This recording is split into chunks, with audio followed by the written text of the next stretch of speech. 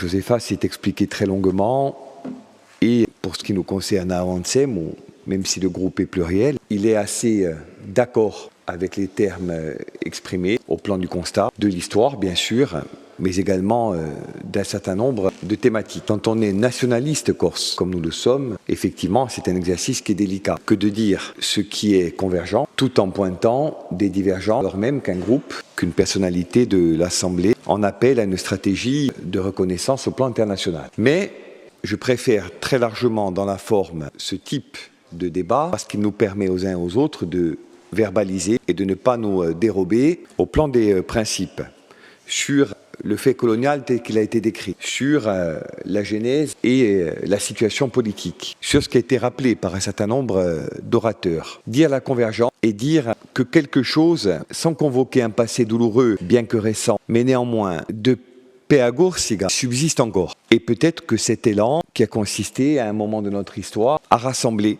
a-t-il des réminiscences et même davantage ce soir. Ce qui nous gêne à ce stade, qui n'est pas propre donc à Josepha Giacometti, pas propre me semble-t-il au mouvement Nazione, qui a des représentants ce soir dans les travées, je les salue, mais à l'environnement dans lequel on s'inscrit, qui va nous conduire à nous abstenir, je veux le préciser, parce qu'à nos yeux c'est important. Le président exécutif a parlé du groupe de Bakou, de la question de l'Azerbaïdjan et de l'Arménie. Je sais qu'inscrire la Corse dans la liste des 10 territoires peut factuellement être interprété différemment. Mais c'est aussi une question d'interprétation et de lecture politique des situations. Je regarde, comme vous, de loin, mais quand même, les débats à l'ONU, j'enregistre ce qui est dit du côté des non-alignés. Et même si la Corse est une goutte d'eau dans cet océan-là, je prends acte avec effarement, même si je ne suis pas inscrit dans la défense d'un quelconque modèle, de ce puissant sentiment anti-Occident qui, depuis le groupe des non-alignés, tel qu'il a tendance à évoluer, gagne aujourd'hui la planète. J'ai enregistré, et pour nous, je vous le dis, ça n'a pas été dit ce soir, mais pour avancer, on veut quand même le verser au titre de contribution, des positions concernant le conflit palestinien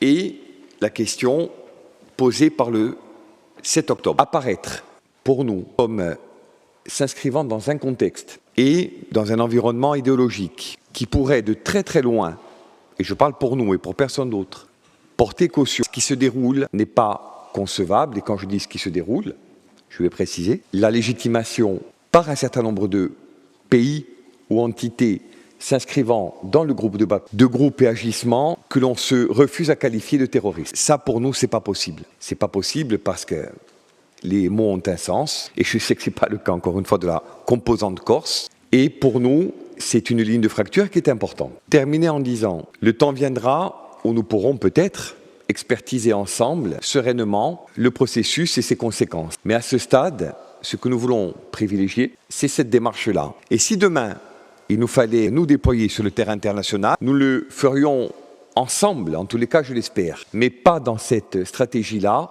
dont je redis par certains côtés les limites et les aspects qui nous gênent, même si le débat reste ouvert et n'est naturellement pas clos ce soir.